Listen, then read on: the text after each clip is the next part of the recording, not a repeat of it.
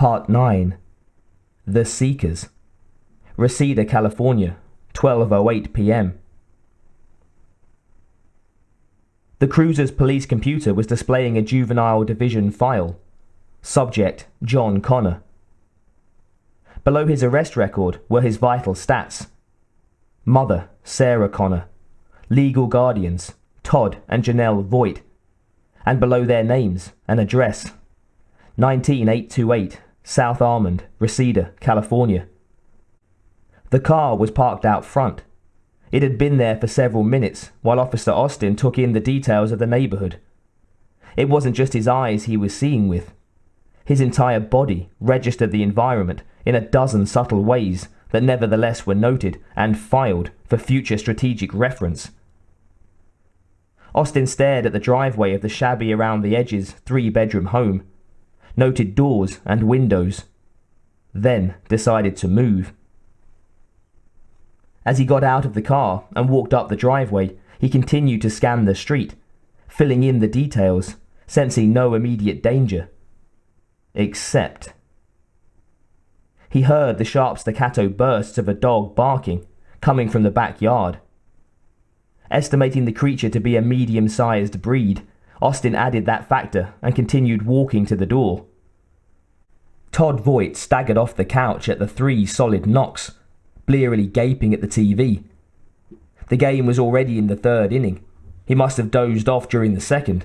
And why was the dog raising hell? It sounded as if a whole army of strangers was invading its territory. Another 3 measured knocks. Somebody else at the door. Todd grumbled to himself, muttering curses. Why wouldn't the world leave him alone on Saturdays? So far it had been one goddamn thing after another. He thudded down the hall to the front door and angrily whipped it open on the unsmiling face of a uniformed police officer, his blank expression somehow chilling, beyond the screen door. Todd swallowed his anger and said in a voice low and hoarse with sleep, "Yeah. Are you the legal guardian of John Connor?" A cloud crossed Todd's mind, and he sighed. "That's right, officer. What's he done now?" Austin said nothing for a moment, his eyes casually scanning the living room behind Todd. He saw the shepherd mix through a sliding glass door. It was locked inside a section of the backyard that had been fenced off, and it was agitatedly running back and forth in the confined space, barking incessantly. Janelle came out of the bathroom, a People magazine dangling from one hand, and stepped up behind Todd, concerned. The cop studied her briefly, then said, "Could I speak with him, please?" Todd shrugged. "Well, you could if he was here, but he took off on his bike this morning. Could be anywhere." "Do you have a photograph of him?" "Get the album, Janelle." Janelle hesitated, frowning, then said, "Just a minute."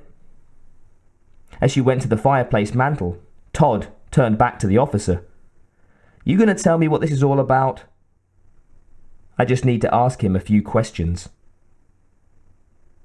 Janelle came back with a photo album. She slipped out one of the few photos she had of John, a standard-issue school picture showing a scowling boy about as happy to be photographed as being force-fed spinach. The cop took the picture and glanced down at it casually. There was a moment when his eyes eerily locked on John's features, but Todd and Janelle didn't see that.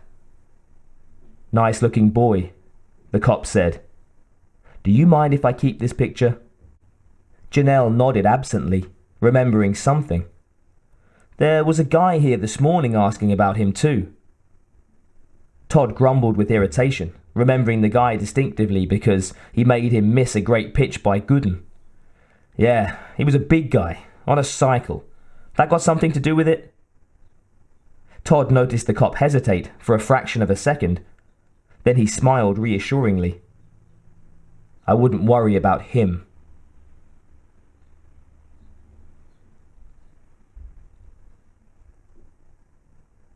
The Terminator rode the Harley in a mechanical crisscross pattern, digitizing and recording for reference the streets of the valley, as the cyborg scanned the area in a slow, shark-like manner for John Connor.